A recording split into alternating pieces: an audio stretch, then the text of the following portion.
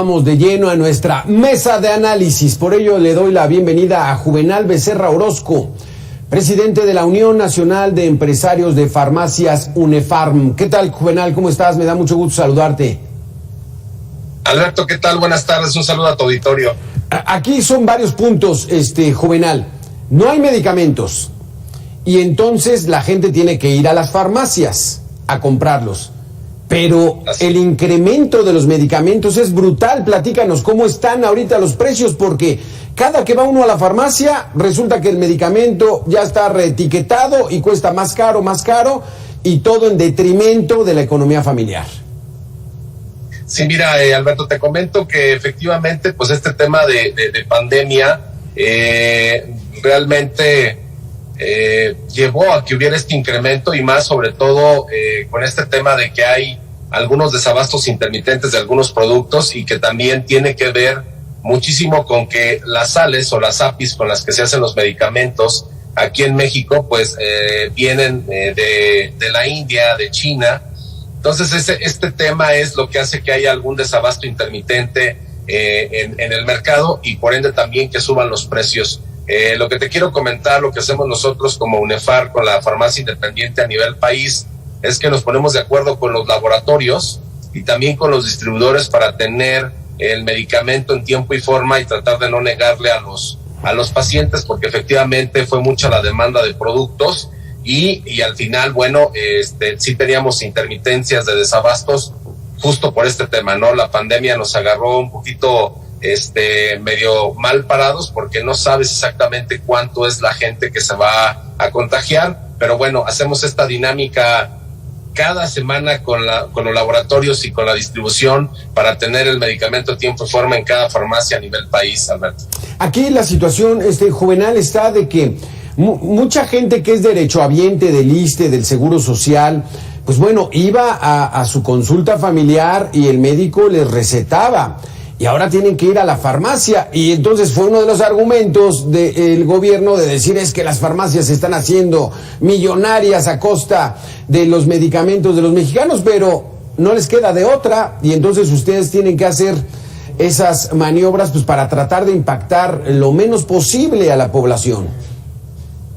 Alberto, fíjate que esto que acabas de mencionar es muy importante. Nosotros en estas mesas, primero, para tener el medicamento de tiempo y forma y pueda estar en todo el país, uno de los temas que hablamos con la industria, en este caso con los laboratorios, es justo este tema de cómo impactamos lo menos posible el incremento de parte de ellos hacia la farmacia y nosotros al paciente. La verdad es de que hacemos esta labor todas las semanas y tratamos de verdad de impactar lo menos posible el precio. Estamos de alguna manera 5,600 farmacias en el país poniéndonos de acuerdo con este tema, porque para nosotros es muy importante también coadyuvar en la salud del país, y de verdad es un tema que uno sube los precios porque sube el precio del medicamento por muchísimos factores, los que te platicaba. Sí. Hay retraso en las sales de la India a México, y luego el proceso para hacerlos aquí en los laboratorios. Entonces, bueno, trabajamos de la mano y estamos muy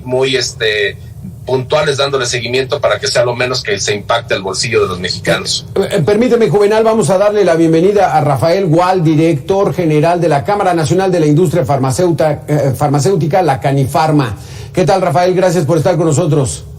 Buenas tardes, Alberto, qué gusto saludarte. Buenas tardes, Juve, ¿qué tal? Estamos hablando del incremento de los medicamentos, que no es responsabilidad de las farmacias, porque sí, todo el mundo lo señala, no, es que se están haciendo millonarios, aprovechando el dolor de los mexicanos que están enfermos. Pero, ¿cómo se encuentra la situación, Rafael? ¿Por qué están incrementándose los medicamentos cuando precisamente hoy tienen más demanda porque el sector salud no entrega las medicinas, y entonces la gente tiene que ir a las farmacias? Sí, de acuerdo, Alberto. Yo creo que esa es una de las causas que como ya lo comentó Juvenal, que ha provocado que se tengan pues algunos desabastos puntuales en el mercado privado, estamos hablando, ¿no? Uh-huh. Eventualmente, y de acuerdo al INEGI, la inflación para el caso de los medicamentos en este año fue 4.31%, menor a la registrada en el país, que fue 7.36%. En general, y estamos hablando en general de los medicamentos, La inflación en los últimos años ha sido de 5.6% anual, ese es en promedio. Y sí, hay consideraciones que tenemos que tomar en cuenta para ver cómo es que se mueven los precios de las materias primas, las disrupciones que ha habido en las cadenas de producción de los principios activos, desde luego las complicaciones también de índole logística, el transporte de estos principios activos de los países donde se fabrican, principalmente India y China, y bueno, todo esto impacta, ¿no? Desde luego también el impacto inflacionario, en fin, pero sí te puedo decir que de acuerdo al INEGI, los medicamentos pues tuvieron una inflación en 2021 de 4.3%, mucho menor en 3 puntos a la inflación registrada en el país. Menor a la inflación. Juvenal, platícanos un poquitito, ¿cuáles son los principales medicamentos, o bueno, los que más se venden? La gente en México padece mucho de diabetes, de hipertensión, esos son los medicamentos que más se requieren, y cómo se encuentran ahorita en precio y cómo estaban en el 2019, por ejemplo. Alberto, sí, comentarte justo el tema de los productos que más se venden son para enfermedades crónico-degenerativas, y tú bien lo mencionaste, pues hipertensión, diabetes, hipoglucemia, es estos de los productos que más se están vendiendo, y por supuesto recordar que también se venden muchísimo cuando hay estos picos de COVID, todos los productos que tienen que ver con COVID. Mira, justo lo que comentaba hace un momento, pues unas de las fuentes con las que nosotros nos reunimos de la mano es con Rafa Gual, justo para él, representando a toda la industria, ponernos de acuerdo en lo que te comentaba, tratar de que se impacte lo menos posible la alza de los productos de medicamentos, tanto de los laboratorios nacionales como transnacionales. Y sí, nosotros traemos ahí visualizando de lo que vemos una alza de en promedio de entre un 5 y un 7%, sí, hablando del mercado global, que es muy similar a lo que nos decía Rafa, y entonces, bueno, pues con ellos justo es con los que hacemos estas mesas de trabajo para ponernos de acuerdo y tratar de impactar lo menos, primero los laboratorios hacia la farmacia y nosotros hacia el consumidor final. Entonces la verdad es de que yo creo que sí es importante comentarle a la gente pues que acuda a estas farmacias de UNEFAR, donde sí hacemos un esfuerzo extraordinario con la industria por no subir los precios y no impacte al bolsillo del mexicano. Exactamente. Rafael, otra de las cuestiones que vimos a partir de la pandemia hace de 2 años fue que la gente, pues bueno, no podía ir a las clínicas y acudía a estas farmacias que dan servicio médico y que compran también medicamentos estos similares. ¿Cómo se encuentra esta situación en estos momentos?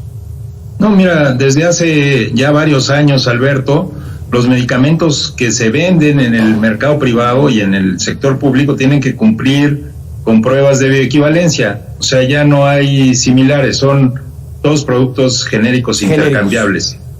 Entonces, ahí no hay ninguna diferencia.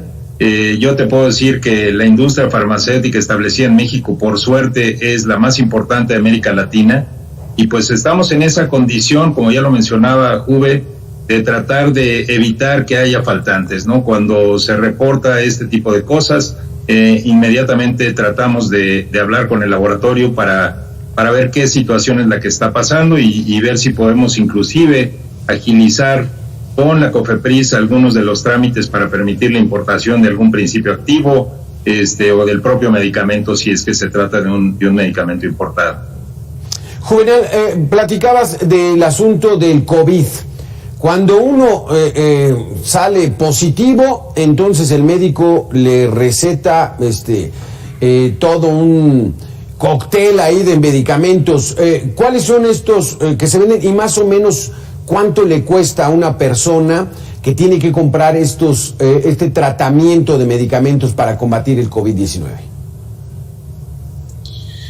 Bueno, en el caso específico del COVID, ahora en esta etapa de Omicron, que fue la reciente que tuvimos, estábamos hablando de la receta más o menos entre 300 y 1,000 pesos, porque fue el Omicron mucho menos agresivo que el Delta. Entonces, en promedio era el gasto que hacían los mexicanos, desde 300 a 1,000 pesos, y eso tenía que determinar muchísimo la edad, obviamente las enfermedades que tenía crónico-generativas, y también un tema muy importante, la rapidez con que se atendía el paciente, ¿no? Cuando hay el primer síntoma y el paciente se atiende, realmente no necesita tanto medicamento, y obviamente el médico, con el historial clínico del paciente, se da cuenta cuál es el tratamiento que tiene. Entonces, en términos generales, fue más o menos el costo en el que estuvo las recetas para esta etapa de Omicron. Entonces, ahorita estamos en una etapa baja ya de contagios, afortunadamente. Los fallecimientos también están disminuyendo. No sabemos si viene una nueva ola, que esta etapa ya la hemos tenido, donde parece que desaparece, pero no es así, así que hay que mejor mantenernos alertas. Pero, Rafael, entonces, aquí la situación está de cómo han detectado, qué incremento han detectado ustedes por el desabasto que hay en el sector salud. La gente estaba acostumbrada a ir a su clínica, que el médico les recetara, les dieran los medicamentos en las farmacias del ISSSTE, del Seguro Social, del sector salud, pero no lo están cumpliendo. Entonces, ¿qué incremento ha habido de la venta de estos fármacos que son más frecuentes en estas farmacias privadas? Mira, en términos generales, el crecimiento del mercado privado fue del 11.3% el año pasado. Desde luego es una cifra que no habíamos visto en los últimos años, crecer a doble dígito, pero bueno, eso fue lo que pasó, y no necesariamente fue por consecuencia del COVID nada más, Alberto, sino por una serie de problemas que se han tenido en el abasto de medicamentos al sector público, por falta de planeación, por no llevar a tiempo las licitaciones, por la falta de pagos en muchos casos a los proveedores y a los distribuidores, que también es un eslabón importante que está entre los fabricantes y las farmacias, y en este caso pues el sector público no ha tenido pues el mejor desempeño, ¿no? Y por eso es que vemos un gran desabasto de medicamentos en el sector público, y como lo mencionas, esto ha provocado pues la migración de pacientes al mercado privado. 11 punto, ¿qué nos dijiste, Rafael? 11.3%. 11.3. Eso fue el crecimiento reportado. ¿Y el año anterior o hace dos, cuánto era el incremento? El promedio era de 5%, 7%, entre 5 y 7%. No, pues sí, se incrementó muchísimo con relación a esto. Juvenal, va en ese sentido la pregunta, que tengan confianza la gente que necesita medicamentos, porque es una de las reacciones más desesperadas de las familias cuando tienen a uno de sus miembros enfermo. Entonces, están dispuestos a todo, pero que no va a haber abusos. Ese sería el compromiso que harían, ¿no, Juvenal? No va a haber abuso en cuanto al precio de los medicamentos en farmacias privadas. Alberto, sí, justo como tú lo mencionas y te lo comentaba hace un momento, seguimos con estas mesas de diálogo con Rafa, con toda la Canifarma y los laboratorios, y por supuesto yo con todos los líderes farmacéuticos que representamos a toda la farmacia, con el compromiso de impactar lo menos posible al bolsillo de los mexicanos, y eso lo hacemos cada semana para que sigamos con este compromiso, Alberto. Rafael, me hablabas del desabasto que hay en el sector público, ya algunos de los motivos por los cuales no están cumpliendo con esa tarea que deberían hacer de manera eficiente. El sector privado, las farmacias, ¿no han padecido de recibir sus medicamentos, de llenar sus estantes, de tener el abasto suficiente para poder venderlo?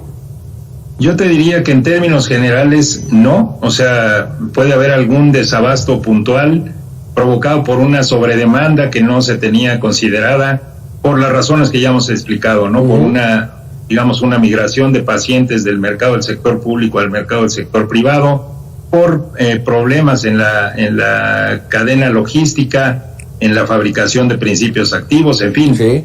Estos son consecuencias de la pandemia, pero también de ese mala planeación que ha habido en el sector público, ¿no? A final de cuentas, te digo, la industria, como ya lo mencionó Juve, junto con las farmacias estamos tratando de hacer pues lo mejor posible, y gracias a que tenemos esa fortaleza en el país, que es una industria farmacéutica establecida de hace décadas. Yo te diría que hay empresas que ya tienen 80 y 90 años en México fabricando medicamentos.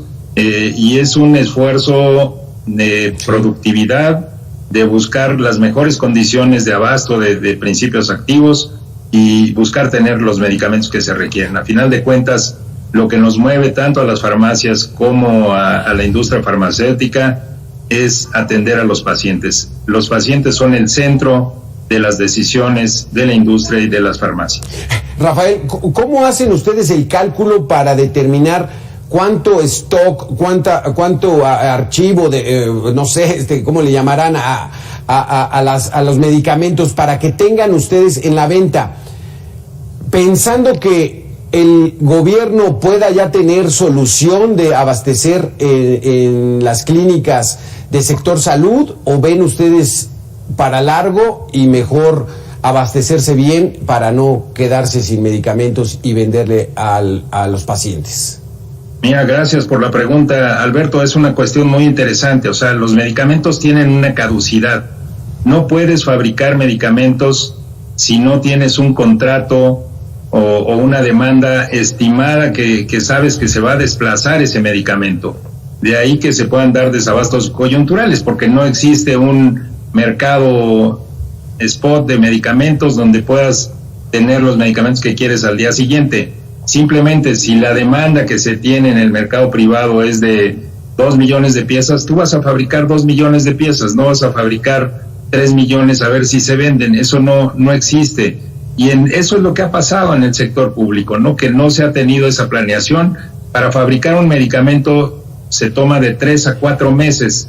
Desde que se pide la materia prima, se fabrica, se trae en barco o en avión, se desaduana, se hacen las pruebas de calidad. Es un proceso muy complejo, entonces no se pueden tener medicamentos de un día para otro, se tiene que tener un consumo promedio mensual estimado, que es lo que determina cuánto se va a fabricar. En el sector privado, pues obviamente se tiene esa planeación por el historial que se ha desplazado el medicamento. Cuando hay una sobredemanda, pues obviamente se tiene que ajustar, pero a final de cuentas es un consumo pues bastante regular, diría yo, con estos picos que hemos mencionado de productos dedicados a COVID, pero en fin, se tiene verdaderamente una planeación muy bien establecida, y en el sector público se tenía, lamentablemente se perdió esta situación con todos los cambios que se han dado, y esperamos, tener ese diálogo con el gobierno para poder ajustar los procesos y que eventualmente pues ya no exista este desabasto también en el sector público. Qué tema tan interesante, Rafael Gual. Estamos en esa incertidumbre, ojalá ya vuelva a establecerse la dinámica que se tenía incluso antes de la pandemia, pero pues bueno, ese es el buen deseo, y sobre todo pues bueno, que la gente confíe en el sector farmacéutico y en la industria farmacéutica de nuestro país. Gracias, Rafael Gual. Gracias, Juvenal Becerra, por haber estado con nosotros. Muy interesantes sus conceptos. Un placer, Alberto. Un gusto. Gracias. Buenas tardes. Muy buena tarde. Gracias.